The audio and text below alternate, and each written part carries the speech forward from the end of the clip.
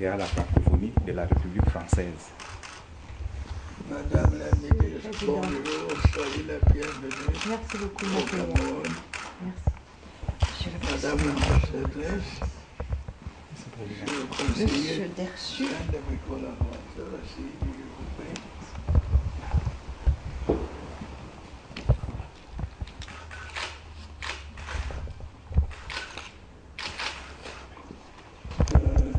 Une statue, une mère avec des jumeaux.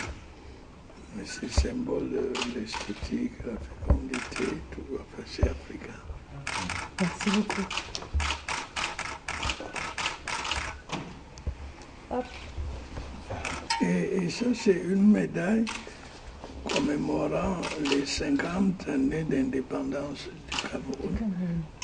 C'était il y a quelques années, c'était un petit.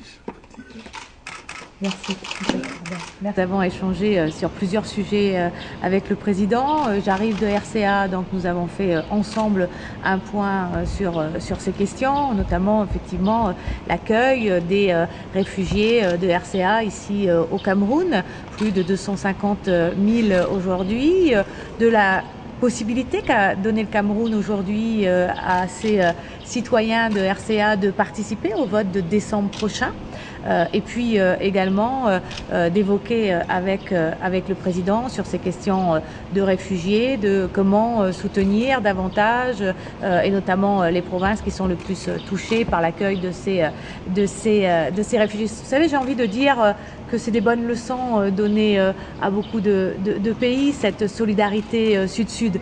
Le Cameroun accueille plus de 300 000 personnes réfugiées aujourd'hui. 80% des réfugiés ou des déplacés sont accueillis d'un pays du Sud vers un autre pays du Sud. Je crois que c'est important de le rappeler, que cette solidarité, il faut aussi que la France, comme d'autres pays, viennent la soutenir. Nous avons évoqué aussi, bien sûr, Boko Haram, les attentats, la lutte contre Boko Haram, la sécurité, le terrorisme, ces sujets, vous le savez, qui tiennent à cœur au président, mais aussi au président François Hollande et à la France. Nous sommes aux côtés de tous les pays qui sont frappés par le terrorisme. Et c'est aussi de ces questions que nous avons, sur ces questions que nous avons pu effectivement parler à la fois du volet de lutte sur le volet sécuritaire, mais aussi sur la partie humanitaire et développement.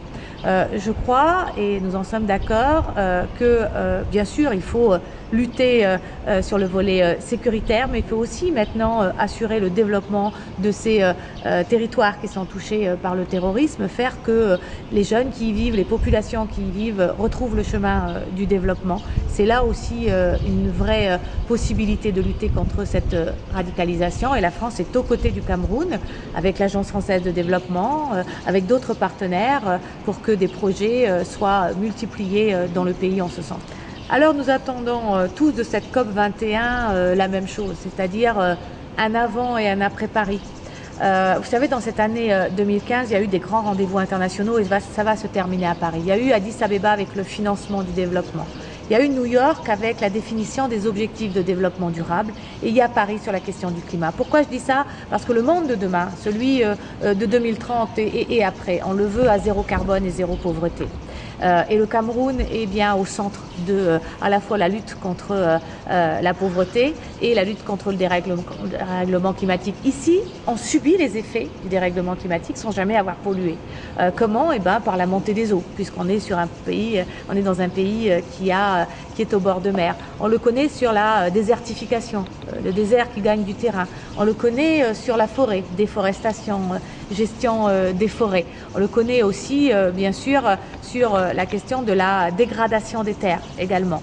Et on voit bien que c'est des réponses à tout ça que les pays en développement ont besoin. Alors au-delà de cette COP21 où il nous faut un accord, et on le veut tous, contraignant, ambitieux, il nous faut aussi des solutions, des réponses. Et l'Afrique et l'Afrique aussi des solutions. Moi, partout où je voyage, je me déplace, y compris ici au Cameroun, il y a des solutions qui sont proposées. Maintenant, il faut que nous, pays industrialisés, nous soyons au rendez-vous de la solidarité et permettre que toutes ces solutions se développent, répondent à l'échelle qui est devant nous, enfin ce défi qui est devant nous. Donc, à Paris, on débattra financement, bien sûr, on débattra accord, on débattra contribution de chaque pays, c'est-à-dire le cadre que se donne chaque pays pour lutter à son niveau contre ce dérèglement climatique. Et puis on débattra réponses concrètes, électrification de l'Afrique, mise en place de systèmes de prévention et d'alerte précoce pour les catastrophes naturelles ou simplement les informations exactes météorologiques. Voilà des projets qui seront défendus.